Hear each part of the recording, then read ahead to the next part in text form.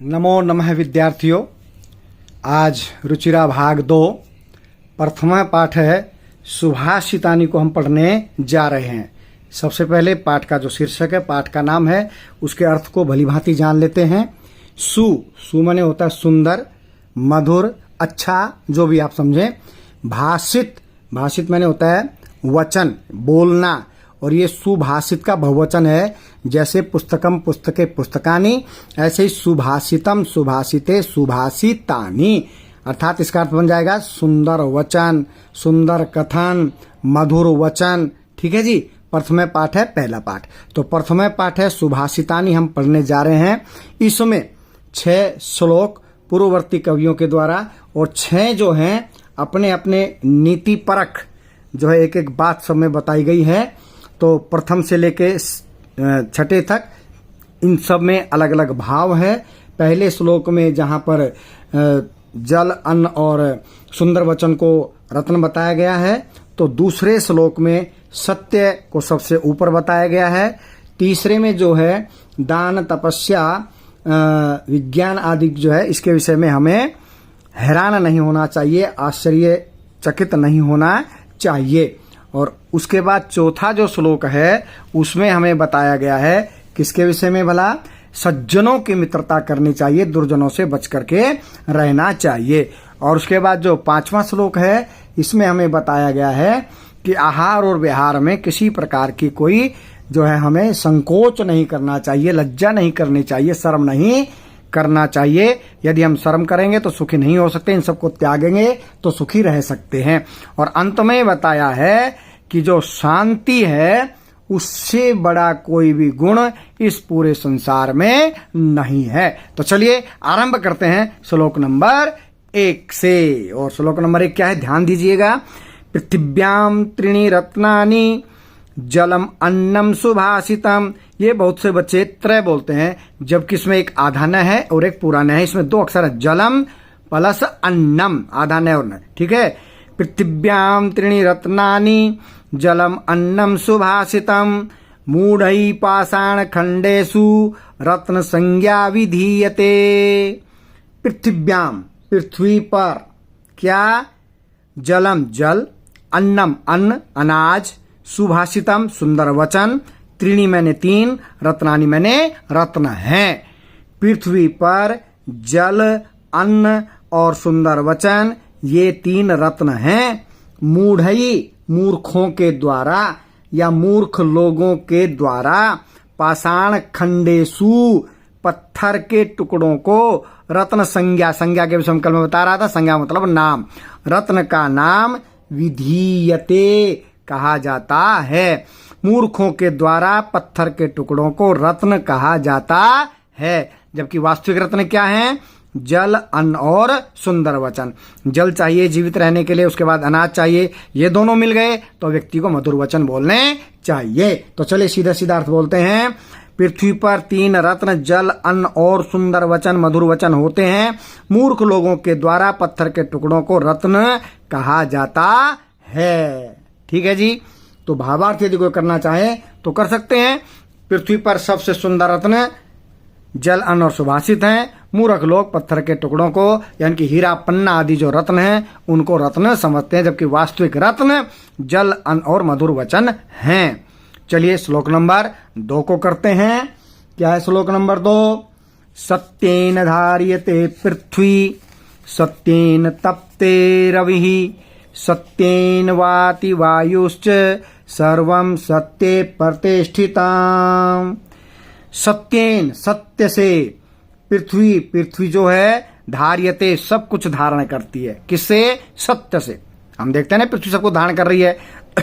तो सत्येन पृथ्वी धार्यते, सत्य से पृथ्वी सब कुछ धारण करती है। और उसके बाद सत्येन रवि तपते, सत्य से ही रवि मैंने सूर्य, तपते तपता है, अर्थात प्रकाशित होता है, प्रकाश देता है। किससे? सत्य से।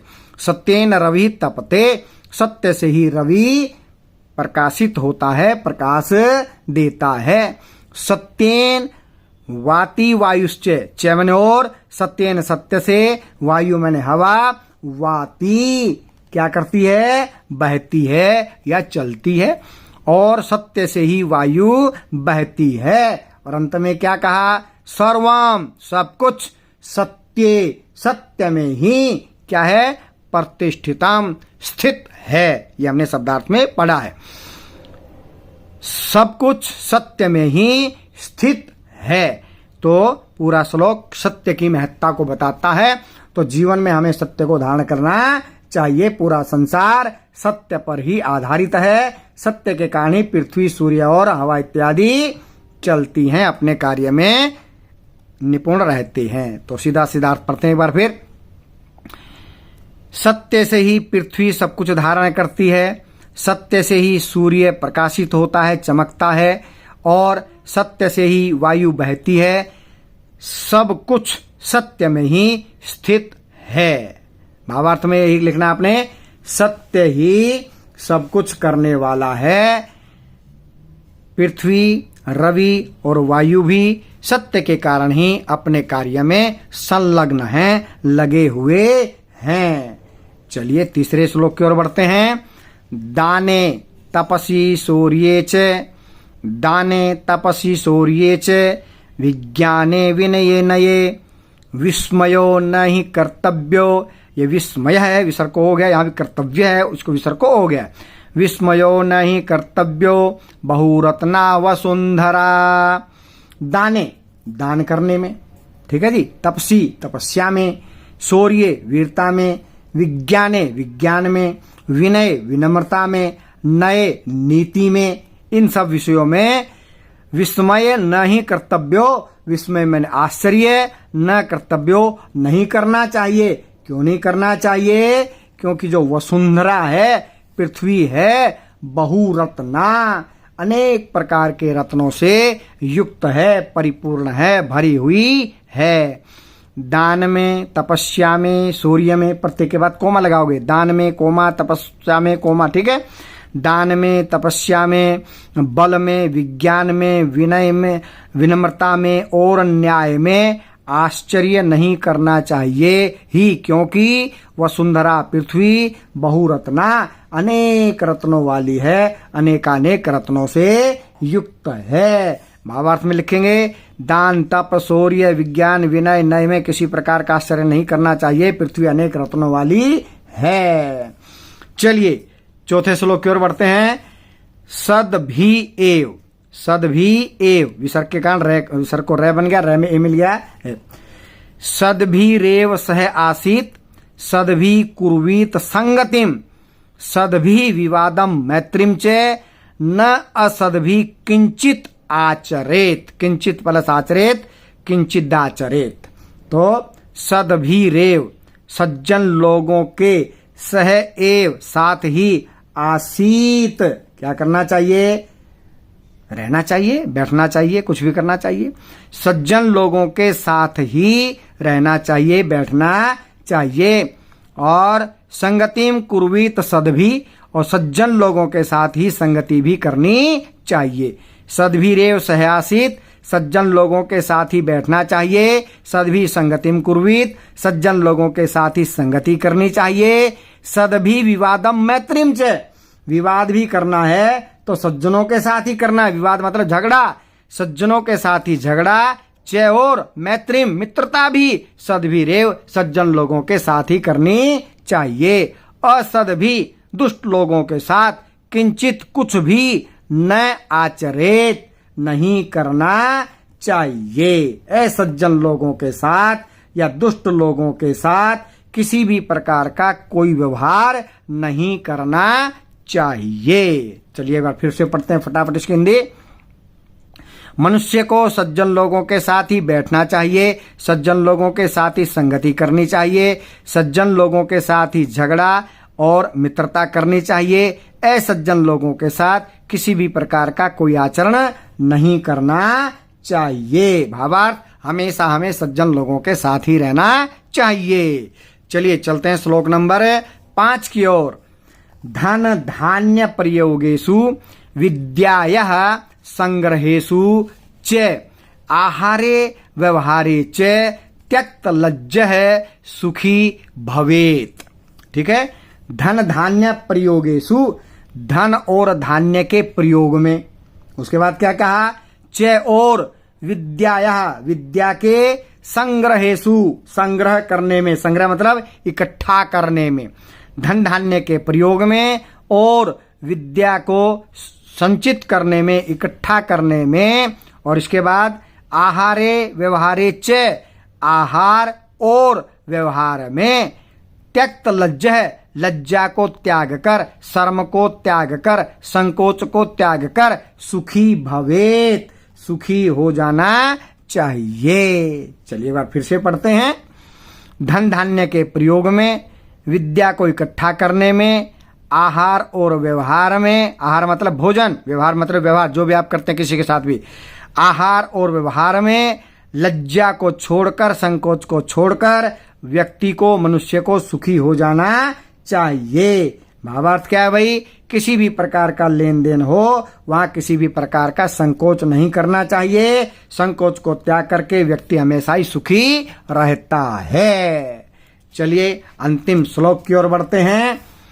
क्षमा वशीकृति लोके क्षमया किम न साध्यते, शांति खड्गः करे यस्य किम करिष्यति दुर्जनः। लोके, लोके मतलब संसार में, क्षमा वशीकृति, क्षमा जो है सबसे बड़ा वशीकृति, वशीकरण मंत्र है। संसार में क्षमा कर देना ही सबसे बड़ा वशीकरण मंत्र है।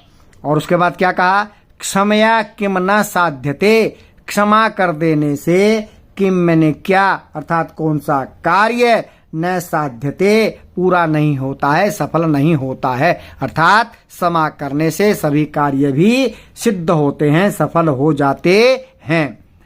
शांति खड्गः करे यस्य, यस्य मैंने जिस मनुष्य के हाथ में, करे मैंने हाथ में, जिस मनुष्य के हाथ में शांति खड्गः, शांति रूपी तलवार है। कैसी तलवार, शांति की तलवार। जिस मनुष्य के हाथ में शांति रूपी तलवार है, दुर्जन है किम करिष्यति, उस व्यक्ति का, दुष्ट मनुष्य किम करिष्यति क्या करेगा, अर्थात कुछ भी नहीं कर सकता है, उसका कुछ भी बिगाड़ नहीं सकता है। चलिए एक बार फिर से पढ़ते हैं।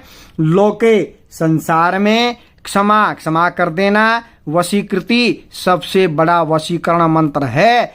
क्षमया क्षमा कर देने से, किम न साध्यते क्या सिद्ध नहीं होता है, अर्थात कौन सा कार्य नहीं किया जा सकता है। यस्य करे, जिस मनुष्य के हाथ में शांति रूपी तलवार है, दुर्जन है किम करिष्यति, उसका दुष्ट मनुष्य क्या करेगा, अर्थात उसका कुछ भी बिगाड़ नहीं सकता है। तो भावार्थ क्या है, क्षमा कर देना सबसे बड़ा गुण है और क्षमा करने से व्यक्ति के सभी प्रकार के कार्य संपन्न हो जाते हैं। तो आज के लिए इतना ही, मिलते हैं कल सुभाषितानी पाठ के अभ्यास के साथ। आशा करता हूं आपको पाठ का जो अर्थ है वो अच्छे से समझ में आएगा, अच्छे से याद करने का प्रयास करें। जयतु सुर भारती।